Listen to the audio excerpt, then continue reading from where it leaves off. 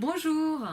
Une grande question qui se pose aujourd'hui, c'est pourquoi on n'est pas heureux au travail, pourquoi on n'est pas forcément heureux de la vie de tous les jours. Il y a une partie qui nous appartient et une partie qui ne nous appartient pas.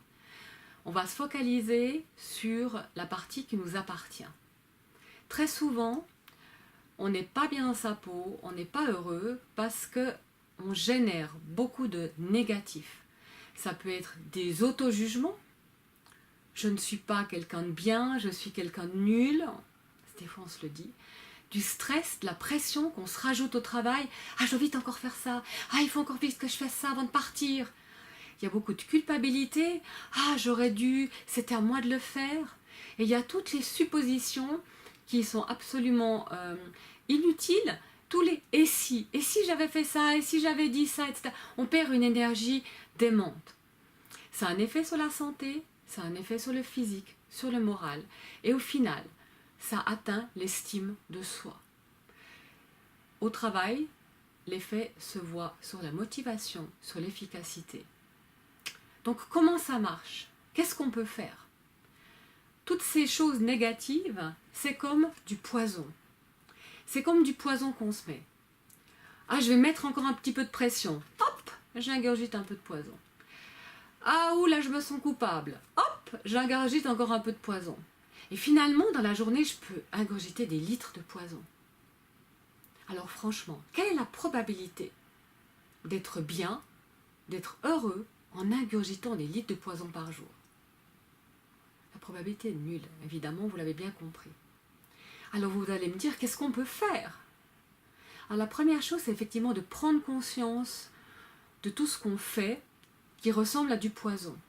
Et de peut-être d'en dire un peu moins, en ingurgiter un peu moins dans la journée. Ça, c'est déjà une première excellente étape. Maintenant, ça me demande beaucoup d'auto-analyse et c'est pas toujours évident. Alors, comment on peut faire pour augmenter cet effet? Mais si on se met du poison, on peut aussi se mettre du contre-poison, parce qu'ils vont s'annuler l'un l'autre. Qu'est-ce que ça peut être le contre-poison? C'est simplement de se remercier. Bravo, tu l'as fait. Merci d'avoir joué le jeu. Oui, t'es belle aujourd'hui. De se dire des choses positives, de se féliciter, de nourrir aussi du positif. Et ça fait effet de contrepoison. Ça, c'est important parce que du coup, évidemment, il va y avoir des effets positifs quand vous ferez le bilan. Votre corps, votre ressenti fera dire « Ah oui, là, quand même, c'est pas mal équilibré. » Ou même, le positif va largement l'emporter. Et à la fin de la journée, vous avez un bilan positif qui vous dit « Cette journée, elle était bien. Je suis fière de moi, j'ai fait du bon travail. » Et c'est comme ça qu'on a une chance d'être un peu plus heureux. Si on est plus heureux, on est plus efficace. On va plus volontiers travailler. Et on donne de bien meilleurs résultats.